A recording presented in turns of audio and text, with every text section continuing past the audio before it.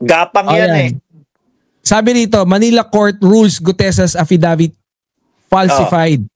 Tapos na ang laban, tapos na ang pag-uusap. Ang ipinasok ni Marcoleta bilang witness niya ay, ayan, nameke. Di ba? Tapos pero, ganito, bakit gagapang kay Marcoleta? Kung paano ipinaliwanag ni Gutesa o paano niya isinalaysay yung is mas mukhang magaling pa si Marcoleta sa kanya at mas mukhang kabisado pa. So ngayon, papasok sa isip mo na si Marcoleta gumawa nito gawain ba yun? Pag inimbestigahan niya at napatunayan na si Marcoleta nga ang gumawa nun. Gawain ba to ng abogado? Disbar ka. Puta. Hindi, pero yan nga. No? Parang kapag isa din sa napakinggan ko kanina sa parang isa sa mga isang abogado. Parang ang pagkakasabi niya, kung since napatunayan na falsified yan at nagsinungaling nga itong si Gutesa, although i-honor naman yung kung ano yung salaysay niya dahil nandun naman siya, nag-appear na siya. Pero pag kung ang problema, mas may problema pa nga si Marcoleta daw kasi kung nalaman na pinasinungalingan nga yung sinadyang magsinungaling para dun sa affidavit. Tapos nakaharap si Marcoleta nung habang alam niya na nagsisinungaling, may siya, yun nga pwede talaga malaki ang posibilidad na ma-disbar si Marcoleta. Kaya Gutesa perjury. Oo. Diba? Ayan. Pagsisinungaling habang under oath ka. Diba? Dali din dyan si defensor. Oo nga. Kasi idinawit ni Marcoleta eh. Pero falsification of documents. Falsified documents, isa yun. Perjury. Tapos kay Marcoleta, disbar. Ubus ang diba? mga... Madami pa yan. Kasi kung ano-ano, dapat yan kapag ka mga ganyan, 6 na buwan, ipapractice. Anak ng tinapa naman. Yan yung iniiwasan sa ICI, yung mga ganyan. Yung makikita nila, mamomonitor nila kung ano galaw ng ICI. Sige, ganito, magpasok tayo ng isang witness. Di ba? Nakakagulo lang. Kasi si Gutesa, kahit anong gawin mo, kahit anong sabihin mo pa, kahit sabihin na peke, damage has been done na talaga. Diba? Wala na yan. Nabanggit na si Speaker Martin, tapos hindi naman mabigyan ng talagang totoong pagkakakonekta. Na-damage na. Kaya iniintay ko din yung hearing ni Senator Panfilo Lacson para doon sa Blue Ribbon Committee ulit.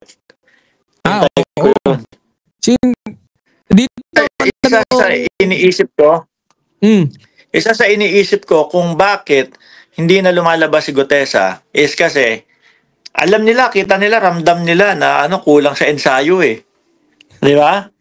Baka pagka lumabas yan, mas madami pa na madami pang mabubuko dyan. Seminar na. Hindi, kahit tingin ko kahit i-seminar nila ng i-seminar yan. Sabi ko sa iyo, ang kasinungalingan na laban, ang hirap ilaban yan. Kasi tahi-tahing kwento yan Pwede mong makalimutan yung script mo, pwede makalimutan yung unlike yung totoo talagang correct. Hindi, pero pwede mong, you can pull it off, pagka yung one-time performance. Ang problema, hindi mo na talaga mauulit yun. Yung pag inulit mo, magiging magkaiba yung performance mo ng isang beses. Ba't ang pangit ng audio natin? Hindi, okay naman. Oo nga. Test mic. Mic test. Audio. Hindi po si Mark yan. Taga-Bambang po yan. Hindi ba taga-Bambang yan? Taga-Bambang yan. Alam mo ba yung LRT Bambang? Yun dun. So pag inulit, may iba at may iba yung magiging salaysay niyan. Yan. Yun nga din Yun talaga. Pagka, I think, kung kaya rin umiwas yan sa ICI, sa interview ng ICI, yun din. Si Bongo, umiwas din daw. Pero parang pinabulaanan eh. Oo, parang pinabulaanan. Kasi parang tinanong yung spokesperson ng ICI, parang sabi, totoo po ba? Sa ano yata, sa Storycom ko napanood, parang sinabi, totoo po ba? Kasi sinabi yata ni Senator Trillanes na parang si Bongo inimbitahan, pero ayaw daw. Sabi, hindi, wala pa po kaming sinesend na imbitasyon kay Bongo. Tapos parang sabi nung isang reporter, ayos, totoo ba? Kanino ba galing? Parang si Secretary Lamas nga yung nagtanong dun sa babae na yung lagi naka-live, nasa air din, nasa on air din na ano. Parang ang pagkakasabi, tanongin nyo siguraduhin nyo kung si Senator Trillanes yan syempre parang inaalagaan din nila yung si Senator Trillanes eh. So, kung hindi ko din napanood na talagang sinabi ni Senator Trillanes, pero meron ako mga nakitang quote card, no? Pero yung mismong si Senator Trillanes yung nagsabi na pinadalhan na kasi ng invitation si Bongo. Hindi pa. Correct. Yun. Pero ayun, disbar yan si Marcoleta, malamang. Ubos sila, no? Si Bongo, malapit na. Laki ng tiyan ko. Totoo ba? Ay, nakaupo ako, nakaganyan ako eh. Tapos, ready na ako, ubos ko na yung pre-workout ko eh. Game! Wala na eh. Ubos na tayo ng topic eh. Wala na tayong topic? Hindi, meron pa. Ito. Saan na ba isa pa? Ito yung bilateral, hindi, ayaw mo na yan eh. Si Tariela. Ito. Ano man na ba ito? Si Commodore. Natin. Ayan, sabi rito, pulong kay Tariela, PCG, wag gamitin sa ambisyon. Ayan. So ngayon, yan yung paratang nila. Binanatan ni Davao Pulong Duterte si Philippine Coast Guard Commodore J. Tariela matapos siyang akusahan nitong tila ay pinagtanggol ang China kaugnay sa tension ng West Philippine Sea. Ayan, stop using the Coast Guard for personal ambition. Matalim na tugon ni Duterte kay Tariela. Anong masabi mo dyan? May isa pa, may kakampi dyan si Pulong. Sino? Si Kiko Barsaga. Sabi, tanggalin na daw yung PCG. Kasi sayang lang daw sa buwis ng bayan. Gago ang putik. Di ba mo yun? No, yan yung depensa, yan yung mga nasa unang harang natin, yung mga tao na yan. Di ba? Tapos sasabihin mo, gano'n, sayang lang sa pasweldo ng bayan. Tama. Hindi, maganda idugtong yung kay Commodore General Tariela kasi noon nga sa Asian Summit na ginanap doon sa kamakailan lang doon sa Malaysia, di ba? So dito ini-reiterate ni PBBM na yung mga ginagawa sa atin ng China.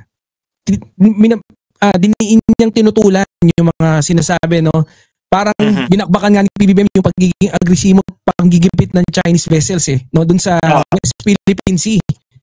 Tapos sinabi niya rin, no, na yung RORE, yung resupply and yung mission ng pagre-resupply. I think nagkaroon pala ng, hindi ko alam, no, hindi ko masyadong napakinggan yan. Nagkaroon pala sila ng kasunduan ng China, kaya I think 10 successful mission na hindi tayo ginagambala ng China. Oo. Yan yung mga tapos tatanggalin mo yung PCG. Tsaka yung missile, may problema din si Pulong diyan. May problema. Kasi si Bronner kasi nagbigay ng salaysay na kumbaga kayang umabot nito ng China. Kumbaga ang literal na usapan lang is yung range ng missile kung saan pwedeng umabot, no? So ang naging pagkakaintindi ko, ang naging para mas maidetalye niyang maigi is yung China. Aabot ng China yung mga Typhoon missile. Di ba? Yan yung sinagot ni Pulong na ganito, ganyan. papalag ba talaga o kakayanin ba ng Pilipinas? Hindi naman ganun yun ang ibig sabihin ng ni Bronner eh. Hindi ganun. So kaya binanatan din ni Tariela yang si Pulong. Kayong mga Duterte kapag inaapi ang Pilipinas ng China, hindi kayo makapagsalita. Ganon. Tapos kita mo, yung mga ano nila, script nila, halatang galing sa China eh. Bakit? China, nagsalita sila, nung pagkalagay ng mga Typhoon missile, nagsalita sila na bakit may mga missile kayo dyan sa West Philippine Sea, na malapit sa West Philippine Sea. Depensa natin yun ha. Pinapakialaman nila. Depensa natin yan, pinapakialaman nila. Kumbaga, para sa atin, para kung sakaling bulihin nyo kami, talagang kung ano-ano gawin nyo sa amin, di ba? Correct. Tsaka hindi naman not necessarily para sa kanila. Para after 1 month o 3 linggo, pagkatapos magsalita ng China ng ganon, ineko naman yan, inulit yan ni Sara Duterte. Bakit daw may mga Typhoon missile ang Pilipinas? No? Parang may pagtatawa siya kay Pangulong Bongbong Marcos. Ano ginawa ni Pangulong Bongbong Marcos? Natinag ba sa kanila? Hindi. Nagdagdag pa. Magdadagdag pa nung BrahMos missile galing sa India. Tapos ito, pangatlo, si Pulong naman. Yung mga missile na yan. Kasi nga, gusto, umi-echo sila doon sa gustong mangyari ng China na wala tayong depensa. Pangit daw ng audio natin. Maganda naman yung receive ko ng wala namang feedback. Kaya mo sila, basta tuloy-tuloy natin. Pero kailangan ko na mag-workout. Bahala ka na magpaalam sa kanila dyan, ha? Kaya mo na yan. Paalam po. Si Banat po, si Mayor Bico, kaya niya na yan. Yan. Okay guys, sana nag-enjoy kayo dun sa talakayan natin. And I really want to give emphasis dun sa pagkakapili, no, sa ating mahal na Pangulo na siya yung magiging chair ng ASEAN, no? So, ipinasa na actually yung siya na mag-chair. Yan, no? Nakakatuwa yan. Kahit ano pang nasabihin ng mga DDS, no? Pero next time, hindi ko na pinagbabanggit yung mga ano na yan eh. Wala na sila. Dapat hindi na sila yung maging reference natin. Anyways, so next time, no, maraming salamat sa inyong pagsuporta at pagsubaybay, no, dito sa Birahan PH. Kagaya nga na sinabi ko, patuloy namin papagandahin ang aming presentasyon dito sa Birahan PH at makakaasa kayo, no, na laging totoo lang ang aming sasabihin. Kaya patuloy nyo po kaming subaybayan dito sa Birahan PH, mga kabirador natin. Mahina net ko. Ano mahina? 800 Mbps to. Totoo nga. Test mic. Anyways, mamaya ko na lang i-check kung mahina. Totoo ba? Hindi malabong mahina. Nagpalakas nga tayo internet eh. So, see you on the next live stream. Kita kits. So, bukas ulit, no? Same time, same channel. Bye